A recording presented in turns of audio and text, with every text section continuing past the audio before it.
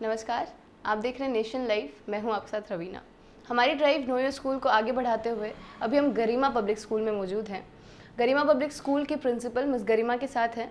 उनसे शिक्षा से जुड़े मुद्दों पर बातचीत करने आए हैं और क्या उनका स्कूल का ऑब्जेक्टिव था, क्या फ्यूचर प्लानिंग्स रहेंगी और जो बच्चे हैं उनको कैसे अलग से ये स्कूल ट्रीट करता है, उन सब मुद्दों पर बातचीत करेंगे। तो चलिए शुरुआत करते हैं।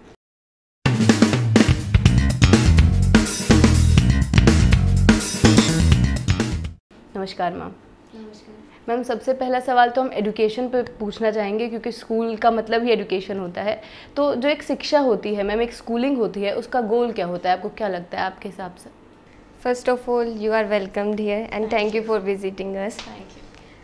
तो जैसा आपने पूछा हमारा मोटिव क्या था when we started our school, तो फर्स्ट ऑफ ऑल जो सबसे बड़ा ऑब्जेक्टिव होता है वो किसी भी एजुकेशन इंस्टीट्यूशन का, वो यही होता है कि वो बेस्ट क्वालिटी ऑफ एजुकेशन दें। तो हमारा सबसे पहला मोटिव यही था, क्योंकि ये एक रिमोट एरिया था। उस टाइम पर रूरल एरियाज़ में इतने स्कूल्स नहीं थे। We can say that there were some government schools, but लेकिन हमें लगा कि क्वालिटी ऑफ एजुकेशन पे हमें भी वर्क करना चाहिए एज अ प्राइवेट इंस्टीट्यूशन। सो हमारा सबसे पहला गोल जो था वो यही था कि हम यहाँ के बच्चों के लिए बेस्ट क्वालिटी ऑफ एजुकेशन लाएं और जो भी उस टाइम पर पॉलिसीज़ थी वो हम अपने स्कूल में इम्प्लीमेंट करें। और बच्चों को बेसिक एजुकेशन से हमने स्टार्ट किया एज अ प्ले स्कूल, और फिर ऐसे ही हमारा अब तक स्मूथली प्रोसेस चलती आ रही है। जी, तो आपने शुरू किया था एज अ प्ले स्कूल और अभी एक प्राइमरी स्कूल हो गया है। तो अभी तक के जो ईयर्स थे उनमें क्या क्या चैलेंजेस आपने फेस किए, या क्या ऐसी दिक्कतें आई जो आपको लगा कि हाँ आपने ओवरकम किया है और जब यहाँ तक आप पहुँचे? हाँ जी, जैसा कि हमें पता है कि रिमोट एरिया है, तो बेसिकली यहाँ पर सब गवर्नमेंट एजुकेशन को प्रायोरिटाइज करते थे। तो उन्हीं स्कूल्स में, उन्हीं इंस्टीट्यूशंस में अपने बच्चों को ज़्यादा मतलब भेजने की प्रायोरिटी रखते थे वो। तो फर्स्ट ऑफ ऑल हमें जो दिक्कत आई थी वो एनरोलमेंट के लिए आई थी स्टूडेंट्स के। तो हमने बेसिकली सर्वेज स्टार्ट किए, बच्चों के घर पर जाकर मतलब काउंसलिंग की, पेरेंट्स की, उनका एक बिलीव डेवलप किया अपने हमारे स्कूल के रिगार्डिंग। तो जैसे जैसे स्टार्टिंग में स्ट्रेंथ इतनी थी 15 to 20 स्टूडेंट्स, तो हमने बच्चों को अपना बेस्ट दिया, टीचर्स ने अपने बेस्ट एफर्ट्स लगाए उसमें। तो धीरे धीरे पेरेंट्स का भी जो बिलीव था वो डेवलप होने लगा और हमारा एनरोलमेंट जो रेशियो था वो भी इंक्रीज़ होने लगा।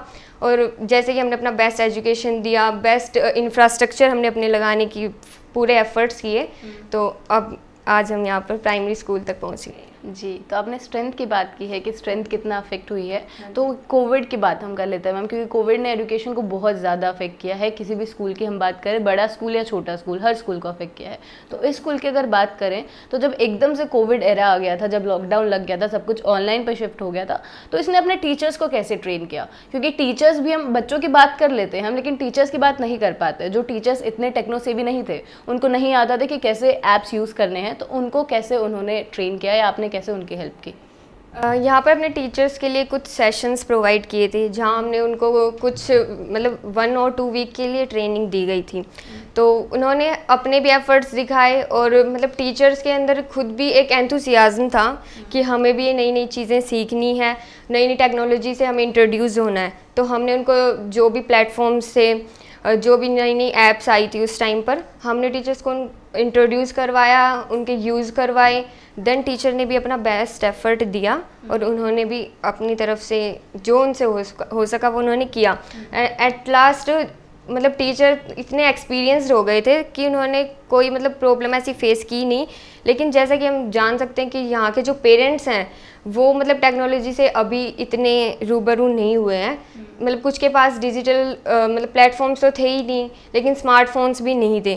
तो धीरे धीरे पेरेंट्स ने भी अपने एफर्ट्स लगाए। हमने उनको भी जैसे बच्चों की काउंसलिंग की, उनको बताया कि अभी फ़िलहाल के कोरोना के टाइम पर कितना ज़रूरी है मतलब डिजिटलाइज होना। तो फिर टीचर्स ने तो अपना कर लिया था, लेकिन पेरेंट्स के लिए थोड़ी सी प्रॉब्लम्स आई, वो हमने मैनेज कर ली। तो जो पेरेंट्स और एक स्कूल का कोऑर्डिनेशन होता है मैम, क्योंकि बहुत इंपॉर्टेंट होता है। एक पेरेंट जब अपने बच्चे को स्कूल में भेजता है तो एक उसकी सेफ्टी और सिक्योरिटी को इंश्योर करना चाहता है। तो ये जो स्कूल है, अगर हम गरिमा पब्लिक स्कूल की बात करें, तो एक बच्चे की सिक्योरिटी को कैसे मेंटेन करता है, या फिर आफ्टर कोविड हम बात करें तो उसकी सेफ्टी को कैसे इंश्योर करता है? फर्स्ट ऑफ ऑल उस वक्त जो सबसे मेन प्रायोरिटी थी वो थी बच्चों कि इन्फेक्शन से रिगार्डिंग, क्योंकि कोरोना वायरस एक ऐसी चीज़ थी जो मतलब डायरेक्टली कम्युनिकेट हो रही थी।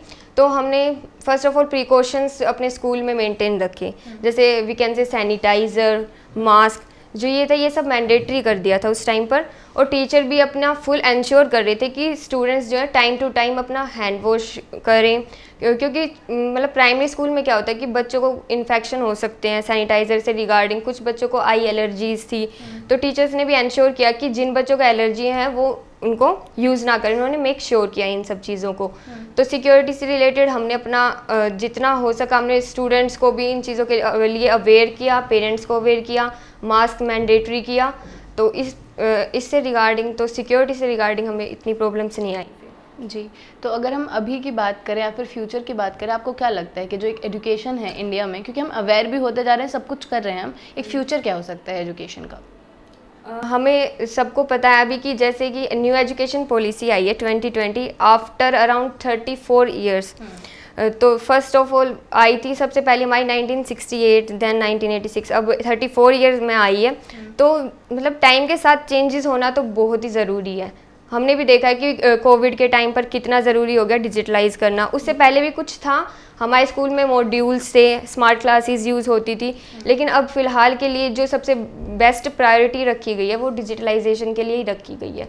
तो अब हमारा जो मेन बेसिक गोल होगा, हमने देखा है कि न्यू एजुकेशन पॉलिसी में आया 5, 3, 3 and 4 का पैटर्न।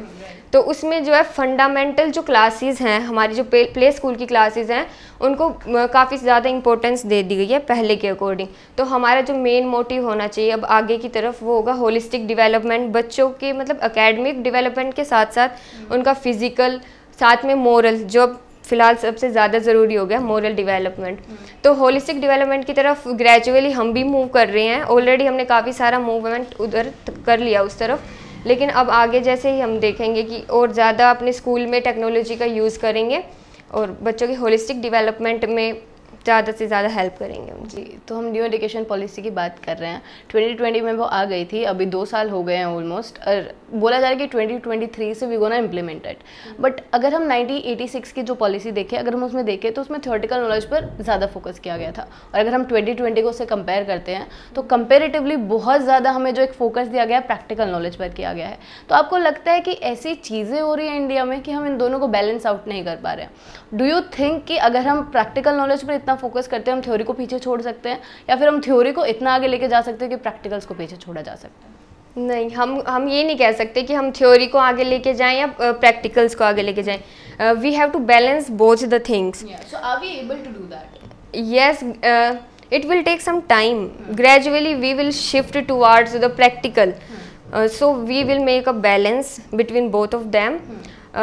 और सबसे मेन बात 1986 में आप जैसे कह रहे हैं कि प्रैक्टिकल को इतना इम्पोर्टेंस नहीं दिया गया था, लेकिन उसके बाद जैसे 2005 में हमारा न्यू करिकुलम आया था, उसमें कुछ चीज़ें ऐसी थी जो लर्नर सेंटर्ड थी, जिसमें जो टीचर था वो एक फैसिलिटेटर का रोल प्ले कर रहा था, और अब भी वही कंटिन्यू रहेगा। तो जैसे कि हमने जो न्यू एजुकेशन पॉलिसी आई है वो मतलब काफ़ी कंट्रीज़ का सर्वे करने के बाद as like some things were adopted from China, some from USA and France. So मतलब ये एक प्रॉपर सर्वे हुआ था, अराउंड मतलब लाख ऑफ पीपल जो थे वो इसके अंदर इंक्लूड हुए थे। तो हम ये तो कह नहीं सकते कि वो वर्क नहीं करेगी, लेकिन it will take some time, gradually सब एडोप्ट करेंगे तो ये वर्क करेगा, और we have to make a balance between both. So हम ये नहीं कह सकते कि एकेडमिक होलिस्टिक डेवलपमेंट के लिए तो हमें दोनों चीज़ों की ज़रूरत होगी, एकेडमिक की और practical. You also talked about the moral values and ethics values. अगर हम आज की इस वर्ल्ड की या इस जनरेशन की बात करते हैं तो कहीं ना कहीं मोरल वैल्यूज़ को पीछे छोड़ते हुए जा रहे हैं। ये प्रूव भी है, कई सारे रिसर्च भी उस पर हुए हैं कि जितना हमें पहले एक संस्कार की बात की जाती थी या पेरेंट्स जो सिखाते थे उसमें कमी आ गई है, या फिर जो जनरेशन है वो इस चीज़ को मतलब एक अहमियत नहीं दे रही है कि they have to learn about the moral values and everything. तो आपको क्या लगता है जो एक स्कूल होता है उसकी कितनी रिस्पॉन्सिबिलिटी होती है एक बच्चे को मोरली एक स्ट्रॉन्ग बनाने में, या फिर उसके पेरेंट्स को कैसे ट्रीट करना है या बड़ों को कैसे ट्रीट करना है वो सब कुछ समझाने में? हाँ जी, जैसा कि आपने कहा मोरल वैल्यूज़, तो मोरल वैल्यूज़ का मतलब ख़त्म होने का सबसे मेन रीज़न तो यही है कि जो फैमिलीज़ हैं वो जॉइंट से न्यूक्लियर की तरफ ट्रांसफ़र हो चुकी हैं। तो मतलब सबसे मेन रीज़न तो उसका वही रहा है, लेकिन स्कूल इसमें एक काफ़ी इम्पोर्टेंट रोल प्ले कर सकता है। मतलब आफ्टर फैमिली जो स्कूल है बच्चे वहीं से ज़्यादा अटैच्ड होना स्टार्ट करते हैं। तो सबसे मेन जो इसका मतलब हम यूज़ कर सकते हैं वो हो सकता है बच्चों की काउंसलिंग करना और जितना हो सके पेरेंट्स से अटैच्ड रहना। ठीक है, मतलब इंटरवल्स हैं कुछ हमारे, जैसे कि हम मंथ में 2 टाइम्स पीटीएम अरेंज कर सकते हैं और 1 टाइम भी हम कर सकते हैं। तो इसमें जो बैलेंस होना बहुत ज़रूरी है टीचर और एक पेरेंट्स के बीच में, क्योंकि दोनों ही इंपॉर्टेंट रोल प्ले करते हैं। जैसा हम पढ़ते भी हैं कि हेरिडिटी और एनवायरनमेंट दोनों 50-50% रोल प्ले करते हैं। तो कुछ तो 50% तो हेरिडिटी पे डेवलपमेंट होता ही है, लेकिन जो फैमिली अगर वो अपने एफर्ट्स करें और टीचर अपने एफर्ट्स करें तो बच्चे का मोरल डेवलपमेंट होना तो बेसिकली होगा ही होगा 100%।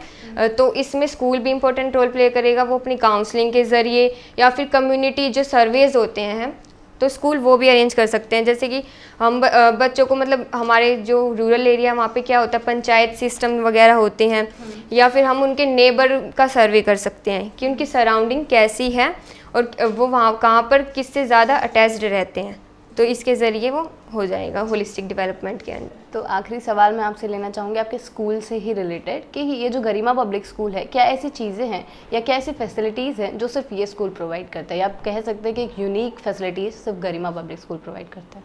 हाँ जी, तो हमारे स्कूल में सबसे पहले तो जो अपडेट फैसिलिटीज़ होती हैं वो प्रोवाइड करवाई जाती हैं। जैसे कि टाइम टू टाइम हमारा चेंज होता है। हमारा 2009 और 8 के टाइम पर आया था कि बिल्डिंग को हम एक मटेरियल के वर्ड यूज़ करेंगे, मतलब बिल्डिंग एज लर्निंग एड हमारा रूल आया था। तो हमने उसके बाद अपने स्कूल में जो बिल्डिंग है हमारी जो वॉल्स हैं उनको प्रॉपर अल्फ़ाबेट से पेंट करवाया। प्रॉपर प्ले स्कूल के लिए हमने फ्लावर्स नेम हो गए, वेजिटेबल्स नेम हो गए, मतलब जो हमारी जो हम बिल्डिंग का जो यूज़ है वो एज अ रिसोर्स करते हैं। और जब आईसीटी आया एजुकेशन में तो हमने अपने स्कूल में मॉड्यूल्स लगवाए, हमारी स्मार्ट क्लासेस जो हैं वो प्रॉपरली कंडक्ट हमने की, और जितना हो सके जो भी नई नई टेक्नोलॉजी आती है हम ज़्यादा से ज़्यादा जल्दी वो प्रोवाइड करवाने की पूरी अपने एफर्ट्स लगाते हैं स्कूल्स में। जी, बहुत बहुत शुक्रिया आपका हमारे साथ बनने के लिए, हमारी ऑडियंस के साथ बनने के लिए और अपने स्कूल की जो चीज़ें हैं वो सब कुछ बताने के लिए। नेशन लाइव आप तक ऐसे ही शिक्षा से जुड़े मुद्दे या फिर जो स्कूल्स की जानकारी है पहुँचाता रहेगा। बने रहे नेशन लाइव के साथ।